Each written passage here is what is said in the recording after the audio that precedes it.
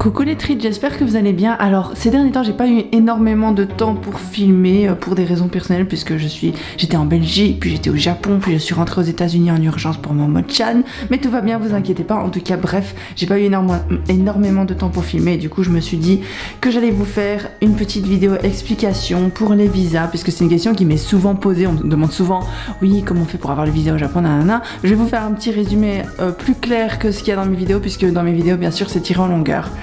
Sur des petits rushs qui me restaient ci et là et que je me suis dit bah ce serait joli de mettre ça avec ça, voilà, bref.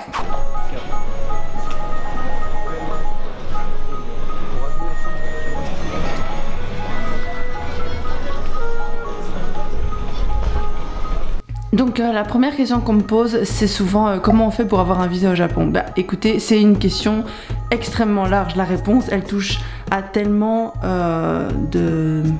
je sais pas comment on dit, mais à tellement de choses. Ça peut être quel type de visa vous voulez. Est-ce que vous voulez un visa travail? Est-ce que vous voulez un visa étudiant? Est-ce que vous voulez un visa spouse, donc un visa parce que vous êtes marié? Un visa, qu'est-ce qu'il y a d'autre comme visa? Un visa artiste, un visa culturel, il y a plein de types de visas. Malheureusement, on parle principalement du visa vacances-travail ici, qui n'est pas un visa à durée indéterminé, c'est-à-dire que c'est 1 an ou peut-être 2 ans, parfois vous pouvez le renouveler, enfin ça dépend, en fait je sais pas trop parce que c'est que pour la France, pas pour la Belgique et du coup je n'ai pas pu en bénéficier.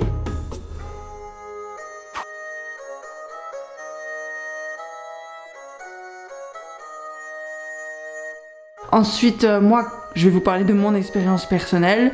Si vous voulez un visa travail, le problème, si j'ai envie de dire, c'est que vous avez besoin d'avoir un bac plus 3 au minimum ou une licence ou quelque chose qui prouve que vous avez fait des études supérieures.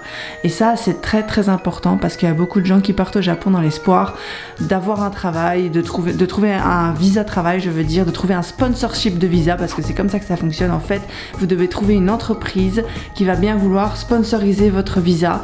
Achetez votre visa au gouvernement si vous voulez, ça coûte beaucoup d'argent, ils ont besoin d'avocats, de toute la paperasse, machin bazar et tout, et en général les entreprises sont prêtes à le faire seulement si il y a des chances que la procédure aboutisse. J'ai l'impression de parler comme, je sais pas, comme une personne de la loi, mais bref, c'est pas important. Ce qui est important de savoir, c'est que vous avez besoin d'un bac et que pour avoir un visa, il faut, enfin d'un bac plus 3, donc c'est-à-dire d'un diplôme d'études supérieures, ou bien vous avez besoin d'un sponsorship de visa et souvent les deux vont ensemble, c'est très important et c'est ce que moi j'ai eu. Donc c'est-à-dire que moi j'avais fait des études de traduction interprétation en 3e langue japonais, disons que j'avais pas un niveau exceptionnel en japonais, mais bref ça m'a servi assez pour pouvoir devenir prof d'anglais au Japon. Et c'est comme ça que j'ai trouvé mon premier visa qui a été mon visa chez Monsieur Bonsaï, donc dans une entreprise de bonsaï d'import-export de bonsaï, oui, j'ai dit beaucoup de fois bonsaï dans cette phrase, excusez-moi. Et ce qu'il a fait donc, c'est qu'il a demandé pour que je puisse avoir mon visa. Il a introduit une demande, j'ai dû remplir toute une paperasse, ça vous voyez après. Et comme j'avais mon diplôme, bah, j'ai pu obtenir le visa assez facilement parce qu'en plus c'était un diplôme qui me permettait, qui rentrait dans le cadre de mes fonctions, quoi. C'était l'anglais, c'était l'allemand et c'est exactement ce que j'utilisais tous les jours dans mon travail, normalement. Hein. Après vous savez très bien ce qui s'est passé si vous avez regardé mes vidéos.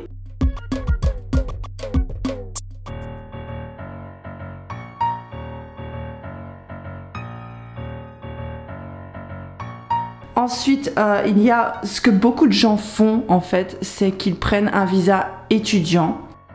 Alors un visa étudiant c'est très bien, mais c'est quand même, c'est limité parce que vous devez continuer de renouveler votre visa. Mais par contre vous pouvez travailler, mais vous n'avez pas je pense pas que vous ayez un nombre d'heures illimité pour pouvoir travailler, donc vous devez faire du blague, des trucs comme ça, et c'est un peu moins confortable qu'un visa travail, j'ai envie de dire.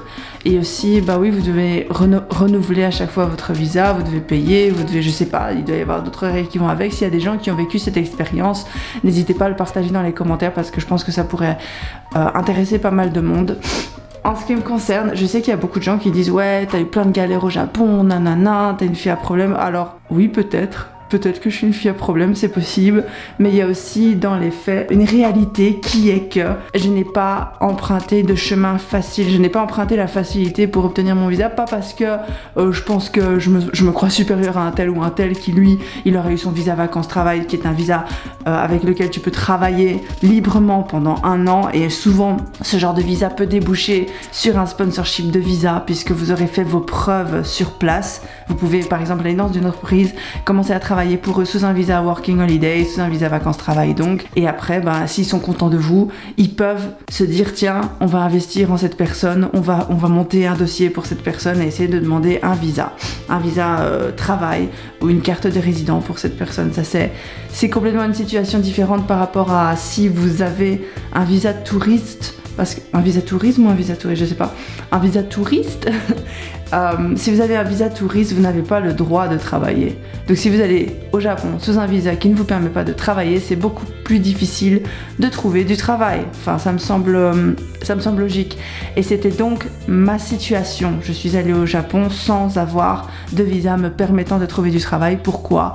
Parce que dans un premier temps, la Belgique n'a pas d'accord avec le Japon pour le visa vacances-travail d'1 an. Et dans un second temps, l'école dans laquelle j'ai été, qui est IF Tokyo, et ça c'est important parce que beaucoup de gens me posent la question, elle ne donne pas le visa étudiant. C'est important parce que l'école n'est pas considérée comme une école au Japon, pas encore. Peut-être qu'ils sont en train d'entamer des procédures. Je sais que c'était dans leur projet de devenir une école officielle, mais c'est pas le cas parce qu'ils n'ont pas de cursus à proprement parler. Donc retenez bien ça parce que c'est une question que je reçois énormément et que je trouve quand même c'est important de le dire, mais après c'est un peu, pour moi c'est un peu beaucoup de répondre à chaque fois au mail et toujours répéter la même chose, donc comme ça c'est dit, voilà, c'est très important.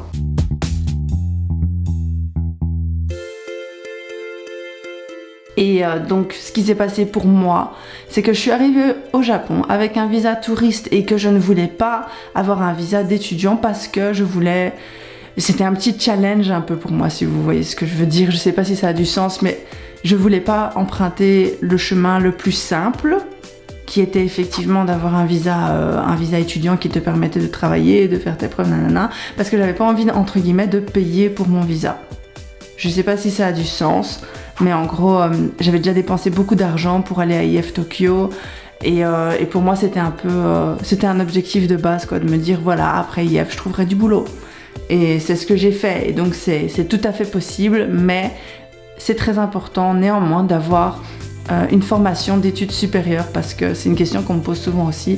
T'as beaucoup de gens qui viennent vers moi et ils n'ont pas de diplôme, et j'ai pas envie de casser leurs rêves parce que c'est toujours possible, mais c'est beaucoup plus compliqué d'obtenir un visa encore sans avoir de diplôme d'études supérieures, parce que il faut prouver qu'on est, comment dire, indispensable à la société pour qu'il y ait, oui ça se dit, la société, indispensable à la société pour que cette dernière investisse en nous.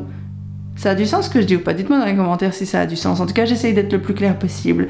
Et donc, ce qui s'est passé pour moi, c'est que j'ai cherché du travail quand j'étais à IF Tokyo, ce qui est en fait, excusez-moi, hein, c'est en fait pas très catholique, si j'ose dire, parce que c'est... en fait, pour dire les choses telles qu'elles sont, c'est interdit. J'ai cherché du travail, j'ai postulé dans plein d'endroits, j'ai fait valoir... j'ai fait valoir mes études en mode oui, j'ai une formation d'enseignant, nanani nanana, moi ce que je veux c'est donner des cours. Et finalement bon, j'ai commencé à donner des cours chez Rika qui m'avait promis le visa, et ça c'est quelque chose de très dangereux quand vous n'avez pas de visa de base, c'est que les gens vont profiter de vous, pas parce que les Japonais sont des gens méchants, au contraire les Japonais sont très très bien élevés, adorables, extrêmement respectueux, c'est pas ça la question c'est que il y a des gens méchants partout, et il y a des gens qui vont vouloir profiter de vous partout, il faut faire attention à ça. C'est pas grave, enfin si c'est grave, mais vous allez voir où je veux en venir. Ça peut être un sacrifice nécessaire de se laisser faire par ces gens-là sur une courte période de temps pour pouvoir obtenir ce que vous voulez dans le cas où vous n'avez pas de visa étudiant parce que c'est trop cher, parce que vous voulez pas passer par là, nanana, ou bien si vous n'avez pas de visa vacances-travail ou de visa qui vous permet de travailler. Je sais pas si ça a du sens, dites-moi si ça a du sens.